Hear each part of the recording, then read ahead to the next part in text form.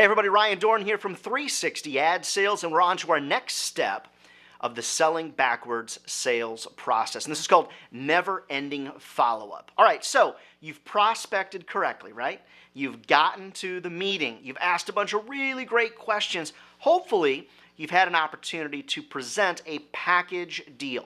Something you can sign right on the spot. Now, what happens a lot of times, though, is that an advertiser will ask you for a proposal. Now, let's keep in mind, before we leave that meeting, we want to ask them three times for an opportunity to follow up.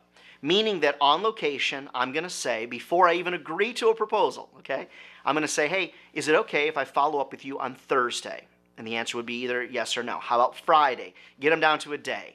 Or you could say, would Thursday at 2 or 4 be better for you? Or would Friday at 9 a.m. or 2 p.m. be better for you? Before you leave the meeting, I want an opportunity to be able to set a time and a date to review that proposal. Now, you know what happens sometimes, right? You'll get a date to review the proposal. You'll call the person or stop by their office, and they're MIA. They're gone. They're missing in action. And then all of a sudden you hear this. You hear, reet, reet. Reet, reet. What's that sound? That's the sound of crickets. Yes, and it's the worst sound that you ever want to hear. It's one of these, oh my gosh, I hate it when I hear silence or crickets. Okay, so what do you do to get these people back on the phone or communicating via email? The first thing you have to remember is this. Experts tell us that after a sales meeting, if things even go perfectly, you may have to reach out to somebody 15 to 20 separate times in order to re-engage. Now, why is that, and what can you do to shorten that? First of all, shortening it will happen if at the meeting you can set a time and then use your Outlook calendar or your Google calendar to send them reminders. I mean, that would be awesome. What else can you do? Promise that you're going to stop by. Or you can let them know you're going to be politely persistent until you get some type of answer. Now, you don't want to give up, though. 90% of salespeople, and this is my statistic, okay? 90% of salespeople give up after only 4 attempts. Now, let's just say you might say, oh, Ryan, I contact people every other day until they give me a no or they give me a yes. I find that hard to believe. Most media sales reps that I encounter on a regular basis give up after 4 or 5 attempts. And most of those attempts, let's be honest, guys. I mean, let's be honest with each other. Most of those attempts are via what? Email. Most of the time it's via email. So first thing to remember, don't give up. It's going to take 15 or 20 attempts. Now, this is where this comes from. How many times have you actually gotten through to somebody and they've said, oh, yeah, Ryan, you know, I was on vacation or I had this come up and I'm really sorry. I wasn't trying to ignore you. I just forgot. Yes, I want to get back to that. It happens a lot, right? So what I find is that most advertisers, as long as in the meeting you've clearly explained the options, you've left them some good collateral. Now, if in that sales meeting all you did was run your yap, that's all you did was talk the whole time, okay, and you didn't leave them good information, you left them your media kit, okay, good, bless your heart on that one, all right? If you didn't leave them good materials that are easy for them to share with their boss or their spouse or their partner or whatever, you got a problem there, so go back in these videos and figure that out, okay? What you want to remember is you are going to have to reach out to them 15 to 20 times, so don't give up, all right? Now, how do you do it without being a pest? Now, what I want to share with you is tip number 2, and that is I like to use the theory or philosophy, if you will, of every other day. Now, some of you might say, whoa, Ryan, seriously? Every other day? Isn't that the true definition of being a pest? For me, it's not. Here's the thing to remember. 50% of the time, your voicemail or your email is either going to get deleted, it's not going to be remembered, or it's not even going to get through. See, a lot of times when you are sending information and it arrives on someone's mobile device, they're looking at it and they're like, oh, I'll get back to that, and they delete it, or they see it on their phone and they never touch it back on their desktop. So what I want to encourage you to do is this. Just like you have templates when you're prospecting using our Big 50 prospecting plan, you need templates for follow-up. So what I want to do is have 5 or 6, okay, templates for follow-up. Let's just say as an example, the voicemail message you leave is, hey, Bob, calling to check in on that proposal. Really love to get it signed and get rolling for you. That's the voicemail. It's Ryan from such and such magazine. All right. The email is going to be very similar. Keep in mind, in an effort to not be a pest, you want to be polite. You want to be positive. So every voicemail, every email you send, you want to be really positive. Man, I'm really excited to get rolling with you. Love to get that proposal signed and back. Hey, John, I'm going to stop by Thursday at 2 to pick up that proposal. Hey, Barbara, I know you loved that proposal when we talked about it on the phone. Love to get that signed. Love to get rolling with you, okay? Remember something like that. Now, if all you do is beat them up about a deadline, if that's your game, okay, I just have something to tell you. I just don't think that it works. How many times do you like it? Let's grind on somebody. Do you like it when somebody grinds on you? Well, that's why I don't like to sell off of a deadline, all right? Now, in some circumstances, you can use a deadline to close the deal. And you all have had that happen, right? In some circumstances, it works. For me, though, it reminds me of buying a car. You know when you go buy a car and they say, all right, buddy, sign on the dotted line. You sign right here and we'll get it done. How much do you need that payment to be per month? I just don't play games. I don't like those games. I hate it when people play games with me. Don't you hate that? So to that end, you don't want to be perceived that way. So again, tip number 2, every other day, you want to vary your message, but it's voicemail and email, people. A lot of you, you're just so reliant on email. It's all you do. Email, email, email. Email's awesome, but it is not the only way to get a sale done, to get a deal done. All right? Okay, tip number 3. Ask yourself this. What is your close process? What's your close process? Everything you do in sales, everything has to have a process. Everything you do has to have a process. Now, I know some of you that are watching are golf fans, and everybody knows I love to give sports examples, okay? The thing about golf that a lot of people don't understand is that club, that head of the club, when it hits the ball, it can be off by just a minute centimeter, maybe even a millimeter, and that ball is going to go a different direction. So when I was learning to golf, my golf teacher always said to me, hey, you need to make sure you have a perfect pre-shot routine. Everything you do, from the way you hold your club to the way you line up, everything you do, you need to teach yourself and teach your body to remember that pre-shot routine. It's about having a process.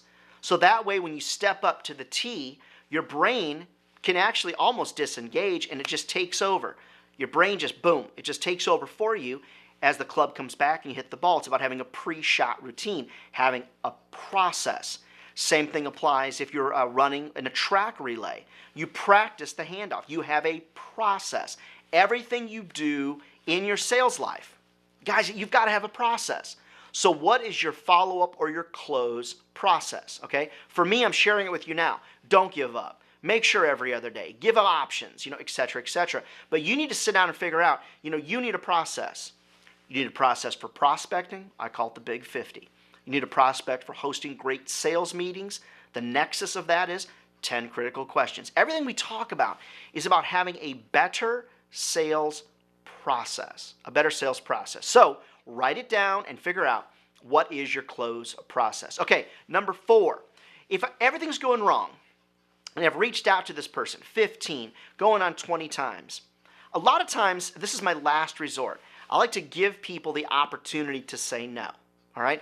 I like to say to them, hey, John, I followed up 10 or 12 times with you. I thought you're really excited about this. If this is not the right time for this, just please let me know. I'm happy to work with you in another month, or I'm happy to work with you in a few months. But as a part of my sales process, I like to follow up with folks until I hear back from them. Give them an opportunity to either extend the contract, give them an opportunity to run with you another time. Now, very often sales trainers will say, whoa, Ryan, you never give them an opportunity to say no. Guys, here's something to remember. After 15 or 20 attempts, you've got to look back at your process. And you've got to follow it all the way through the steps and figure out, where did this get derailed? Because if you asked good questions on that sales call, if you used strong visuals, if they verbally committed to you, yeah, I really like that and this makes a lot of sense, okay, something else is off. So tip number 4 for you is, if the answer is no, just say so. Maybe it's, a bad time. But if it's the price, give me an opportunity to work with you on that. Now, that leads me to tip number 5, and that is don't negotiate against yourself. So very often, you're going to be on call number 5. So you're following up and you're on your 5th attempt to get a hold of somebody. And you start thinking to yourself, oh man, it must be the price. That's the problem. You start running these scenarios in your mind. It must be the price. So what you begin doing is you start negotiating against yourself. And so you'll call somebody and you'll say, hey, Bob, or hey, John, maybe it's the price. I pitched you that proposal. I thought you'd really like it. If it's the price, I'm happy to come down, 15 or 20% on that if that would get the deal closed. What I like to say instead is, so I'm not negotiating against myself. Hey, Bob, let me know where that proposal needs to be price-wise to fit your budget, and I will do my best to work with you on it instead of throwing out numbers.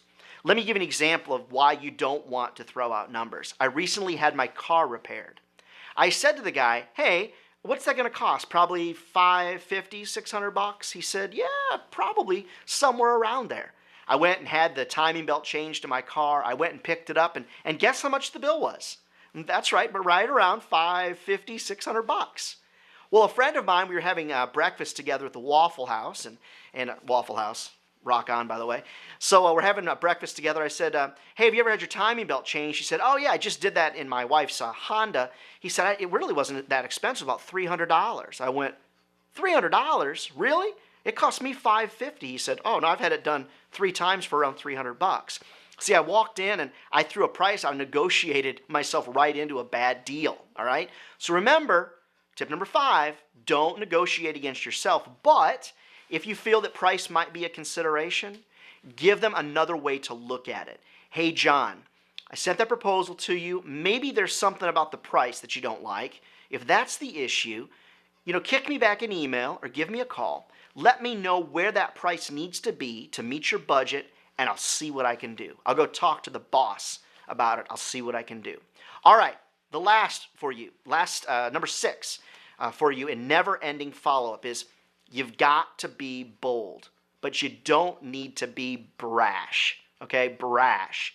Be bold, but don't be brash. There's a lot of sales techniques out there and a lot of sales training programs. Not many of them, like mine, are dedicated to ad sales, but a lot of them will say you need to call somebody and say, listen, I'm going to lose my job if you don't call me back. Honk, don't like that one. Hey, I've been calling you 6 or 8 times. I think it's a little bit rude that you haven't called me back. Honk, don't like that.